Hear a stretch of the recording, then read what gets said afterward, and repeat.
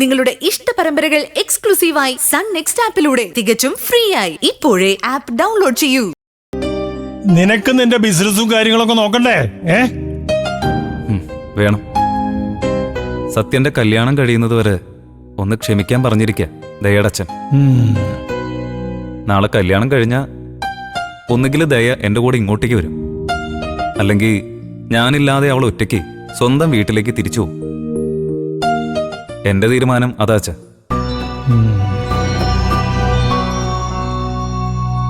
അവളെ നല്ലൊരു സൈക്കാട്രിസ്റ്റിനെ കാണിക്കുന്നത് നന്നായിരിക്കുന്ന ശബരി, എന്റെ അഭിപ്രായം. അതും ആലോചിക്കുന്നുണ്ട് അച്ഛൻ. എല്ലാം നാളെ അറിയാം.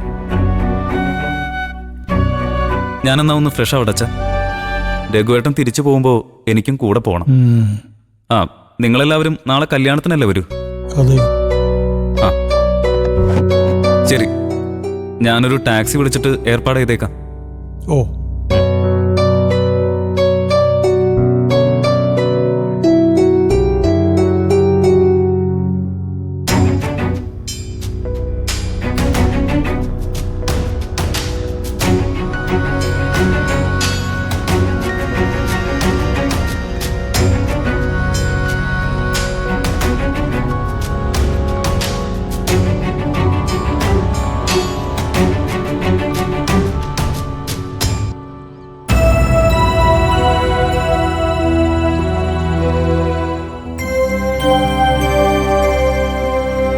ശബരി അവന്റെ വീട്ടിൽ വിട്ടിട്ടാ ഞാൻ വരുന്നേ.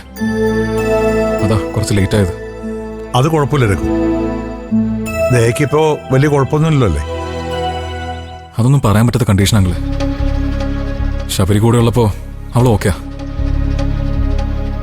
ഇപ്പോ ദയ അറിയാതെ അവൻ സ്വന്തം വീട്ടിലേക്ക് പോയത്. ഓ, അങ്ങനെയാണോ? ശബരി വീണ്ടും അങ്ങോട്ട് തന്നെ തിരിച്ചു പോകായിരിക്കുമല്ലേ? ഒരുമിച്ച് പോവാന്നാ പറഞ്ഞിരിക്കുന്നേ.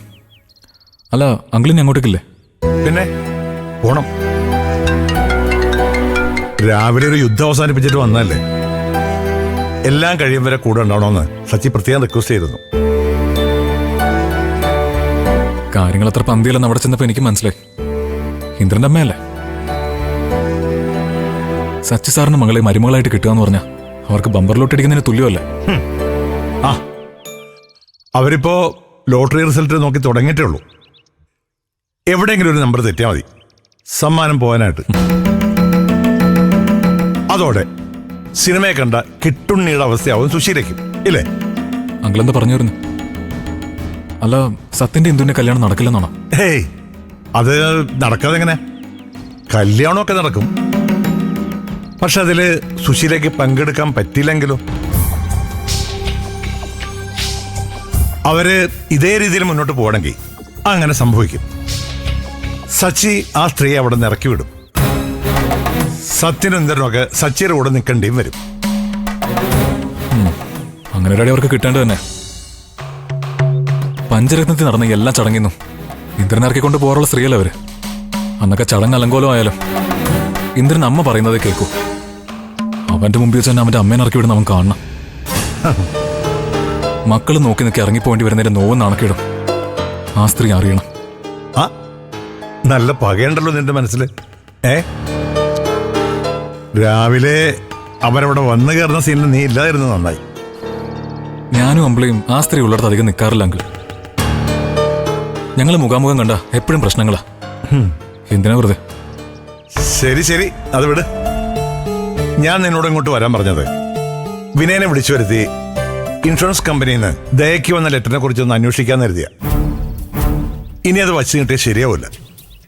ശരിയാ. അമ്മ തിരിച്ചു വന്ന സ്ഥിതിക്ക് അദ്ദേഹം അറിയാതെ എത്രയും വേഗം തീർക്കണം.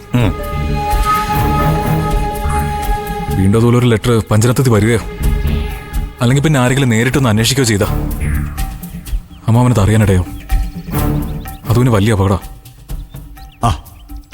അതുകൊണ്ട് നീ ഇപ്പൊ തന്നെ വിനയനെ വിളിച്ച് അവൻ എവിടെ ഉണ്ടെന്ന് ചോദിക്കും. വീട്ടിലുണ്ടെങ്കിൽ നമുക്ക് അങ്ങോട്ട് പോവാം.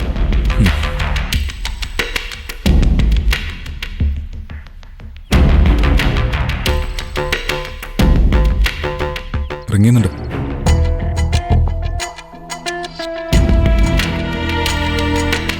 എടുക്കുന്നില്ലല്ലോ അങ്കിള്. ഒന്നും വിളിച്ചു നോക്കണം.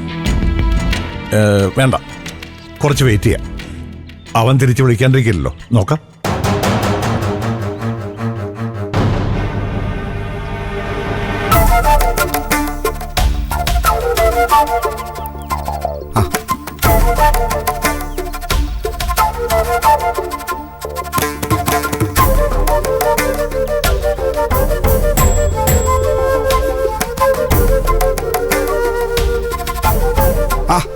ആ ഇന്ദ്രേട്ടാ, വിനയൻ. ആ വിനയ, എന്താ കയറി വരാനൊരു മടി പോലെ? നമുക്ക് പരിചയമുള്ള ആരെയും കണ്ടില്ല, അതാ. പഞ്ചായത്തിൽ നിന്ന് ആരും വന്നില്ല അനു? ആ എല്ലാരും വന്നിട്ടുണ്ട്. ആ. ഓരോരുത്തരും പല ഭാഗത്തേക്ക് പോയിരിക്കാം. ആ. വിനയൻ വാ. ആ ആ അനു, ഒരു അത്യാവശ്യ കോളാ. നീ വിനയനും കൂട്ടി അങ്ങോട്ട് പൊയ്ക്കോ, ഞാൻ പെട്ടെന്ന് വരാം. ഓ, കാര്യങ്ങൾ നടക്കട്ടെ. ഞാനിവിടെ തന്നെ കാണും. ആ ശരി. ശരി. ആ ഹലോ. ആ, അമ്മയും അമ്മാവനൊന്നും വരില്ലേ വിനയ? ഓ, അവര് നാളെ വരും. എല്ലാരും കൂടി ഇന്ന് തന്നെ വന്നാ ചീരൂന് ചിലപ്പോ ഇവിടുന്ന് ഓടിപ്പോവാൻ തോന്നിയാലോ? ആ അതും ശരിയാ. ആ നമുക്ക് ആദ്യം സത്യന്റെ മുറിയിലേക്ക് പോവാല്ലേ? അതിനു മുമ്പ് എനിക്കൊന്ന് അച്ഛനെ കണ്ടാ കൊള്ളാന്നുണ്ട്. ആദ്യം അച്ഛനെ കണ്ടിട്ട് ഞാനിവിടെ നിൽക്കണോ വേണ്ടയോ എന്ന് തീരുമാനിക്കണം. ആ അതിന് അച്ഛന് വിനയനോട് ദേഷ്യമൊന്നുമില്ല. ആ എല്ലാവരും വീണ്ടും ഒരുമിക്കണോന്നുള്ള ആഗ്രഹം മാത്രമേ അച്ഛനുള്ളൂ. ആ ആ പിന്നെ ആ ആ മോളെ, നിന്നെ സുശീല അന്വേഷിക്കുന്നുണ്ടായിരുന്നു. ഞാൻ നിന്നെ കൂട്ടിക്കൊണ്ടു പോകാൻ വന്നതാ. അയ്യോ ആണോ ആ ഭാനു? ആ വിനയ, മോനെപ്പോ വന്നു? ഇപ്പൊ വന്നതേ ഉള്ളൂ ഭാനുവമ്മേ. അനുഭവിക്കോ, അച്ഛനെ ഞാൻ അന്വേഷിച്ച് കണ്ടുപിടിച്ചോളാം. ആ മാഷേ അപ്പുറത്തെ ബ്ലോക്കിലുണ്ട്. ആണോ? മോൻ അങ്ങോട്ട് എന്നാ കാണാം. ആ ഞാൻ പോയി കണ്ടോളാം. ഓ ആ അമ്മ വിളിക്കുന്ന എന്തിനാന്നറിയില്ല വിനയ, അതുകൊണ്ട് ഒന്നും തോന്നല്ലേ. അയ്യോ, എനിക്ക് അറിയാവുന്ന കാര്യല്ലേ, ചെല്ലേ. ആ മക്കളിവിടെ കാണൂലോ, അപ്പൊ പിന്നെ കാണാം ഓ, കേട്ടോ. ഞാനിവിടെ തന്നെ കാണും. ഞങ്ങൾ എന്നാ പോട്ടെ മോനെ. വാ.